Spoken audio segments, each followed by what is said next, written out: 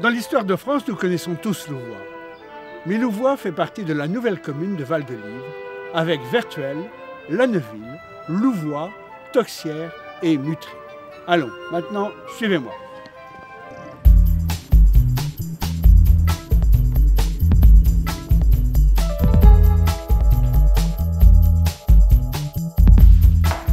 Monsieur le marquis de Louvois, bienvenue à la distillerie Guillon.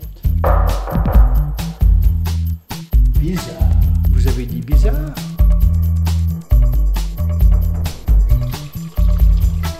Elle est bien fraîche. La source Guillon a été découverte il y a une quarantaine d'années.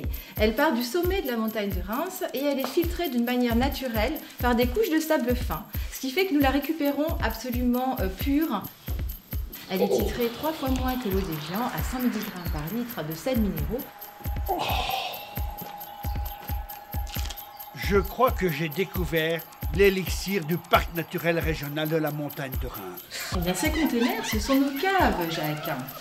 Parce que sur le domaine Guillon, qui se situe dans le parc naturel régional de la montagne de Reims, qui est soumis donc à une loi Natura 2000. D'où effectivement l'idée absolument géniale de Thierry Guillon de faire venir des containers maritimes pour stocker nos 1200 fûts de chêne. Voulez-vous goûter notre petite spécialité locale? Ah, avec plaisir. À consommer avec modération, il s'agit simplement d'une petite recette avec du 42, du Guillon 42, donc c'est une cuvée emblématique. Excellent. Alors maintenant, nous nous trouvons chez Denis, à Louvois.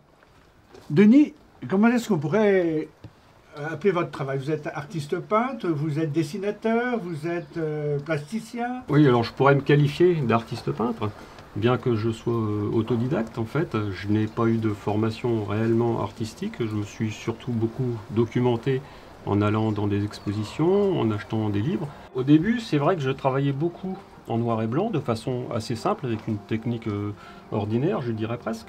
Et puis un jour, on a voulu faire avec un groupe avec lequel je travaille depuis très longtemps, un thème sur le métal et la rouille. Et donc en fait, j'ai composé 4 panneaux à peu près identiques à celui-ci, sur lequel je n'ai travaillé que de la matière pour donner un aspect métallique, rouillé, etc. Mais je n'avais pas encore de sujet. Et je suis allé comme ça, un flash, je suis allé chercher des diapositives de la Tour Eiffel. J'ai mis une diapositive dans l'appareil, je l'ai projetée sur mon fond, et d'un seul coup, j'ai découvert tout cet univers en fait, de matière plus claire qui passait au travers de mon fond, en fait. Donc j'ai pris des crayons de couleur et je me suis mis à crayonner ces espaces de lumière qu'il y avait dans la structure. Et donc j'ai enrichi ma technique ensuite avec les collages, les gommages, etc. pour faire vraiment cet ensemble-là qui est devenu un petit peu depuis une vingtaine d'années, 30 ans même presque, ma technique en travail de fond en fait. Eh bien Denis, je vous remercie beaucoup. Là vraiment, nous avons encore trouvé un talent extraordinaire à l'intérieur du parc naturel régional de la montagne de Reims à Louvois. Un fiacre allait trottinant, vert avec des chevaux blancs. Dis donc Jean-Louis, c'est incroyable cet endroit-là. Ah oui, c'est vrai. Où est-ce que tu as récupéré tout ça? Beaucoup dans le village, un petit peu dans les 10 communes environnantes autour de Louvois. Mais ton idée au départ, c'était quoi? De reconstituer l'école, sachant que les écoles allaient se fermer à Louvois. Comme je suis né à Louvois, je voulais un souvenir de Louvois. Et là-bas, c'était de reconstituer l'école. Dans ce musée, qu'est-ce qu'il y a? À part l'école, il y a l'école. Il y a les objets usuels de la vie paysanne. En gros, on commence par l'arrière-cuisine, les gaufriers, les charrues, le centre de pressurage, le pressoir, les poussettes d'enfants, les machines à vin, et puis quelques collections de vieux sacs, parce que j'ai une passion aussi pour les vieux sacs. Et d'où elle vient, cette calèche? De Saint-Fargeau, de la famille d'Ormesson. Des parents à Jean d'Ormesson. D'accord, au château de Saint-Fargeau. Au château de Saint-Fargeau, et c'est un chiffonnier de Saint-Fargeau qui me l'a vendu. Allez, hop! Alors aujourd'hui, nous allons faire, bien sûr, un cours d'histoire de France. Vous voyez les différents éléments d'histoire de France. Et aujourd'hui, bien, nous allons parler du marquis de Louvois, le double de Louis XIV. Précision. J'ai un petit peu mal au cœur de voir quand même un marquis sous un drapeau républicain, sachant qu'on a guillotiné tous les aristocrates.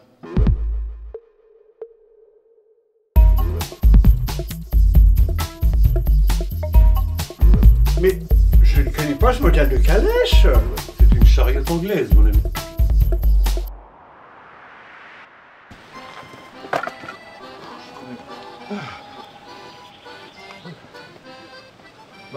Messieurs, qu'est-ce que vous faites là? On est les tuiliers. L'étudier. Oui. Ouais, c'est Ernest lui et moi c'est Alphonse. Et qu'est-ce que vous faites, les On va au tuiles? château. On va mettre ça. Et puis ça. Ah, c'est deux sortes de tuiles là, d'accord. Ouais, des Et plates comment et, c'est- des plates et des rondes. Ouais. Comment c'est fait ça? Eh ben, on mélange l'eau, l'argile, on forme les tuiles. Après, on prépare le four, on fait chauffer le four. Et on ferme avec une double porte et on commence la cuisson. Une fois que c'est cuit, il faut attendre une semaine avant de décharger le four. Mais pourquoi elles ont ces formes-là? C'est fait sur les jambes des femmes ça. C'est fait comme ça. Elles font comme ça et elles étalent la pâte avant de la cuire. Bon on y va parce qu'on va On être y en va, retard, allez. nous. Allez, on y va. Allez. Bon, allez, ben, Philippe. au revoir, messieurs. Bientôt. Bonjour, ma sœur. Bonjour, monsieur. Qui êtes-vous? Eh bien, écoutez, je suis Sainte Berthe. J'ai eu un monastère à Avenay-Val-d'Or et donc je m'occupais de nonnes. Et puis un jour, Avenay était en pénurie d'eau. Et les gens, bien sûr, sans eau, commencèrent à mourir. Alors, je me mis à prier, prier et prier et prier encore. Et là, Saint-Pierre, le patron de mon abbaye, m'est apparu. Il me dit, il y a une fontaine à quelques lieues d'ici. Il faudrait que tu ailles voir et que tu puisses l'acheter. Et de la fontaine, avec ma crosse, j'ai tracé une rigole jusqu'à Avenay. Et là, d'un seul coup, miracle, l'eau s'est mise à jaillir et à couler. Et donc, cette rivière, qui était devenue une rivière, je l'ai appelée le Val de Livre, parce que je l'ai payé 1 livre d'or. Même les saintes du parc de la montagne de Reims ont du talent. Je suis Marie-Adélaïde de France. Je suis Sophie Philippine Adélaïde Justine de France, dite Madame Sophie. Nous sommes les filles de Louis XV et de Marie Ligenska. Nous avons acheté le château en 1776. Et voilà, c'est terminé pour Val-de-Livre. Nous vous donnons rendez-vous le mois prochain à Jonquery pour une nouvelle séquence. Des habitants du parc naturel régional de la montagne de Reims ont vraiment du talent.